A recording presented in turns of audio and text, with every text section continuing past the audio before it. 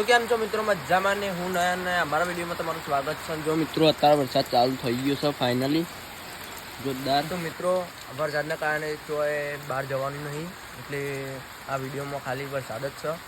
તો તમે આ વિડીયો વોચ કરો, સબસ્ક્રાઈબ કરો, લાઈક કરો અને શેર કરો.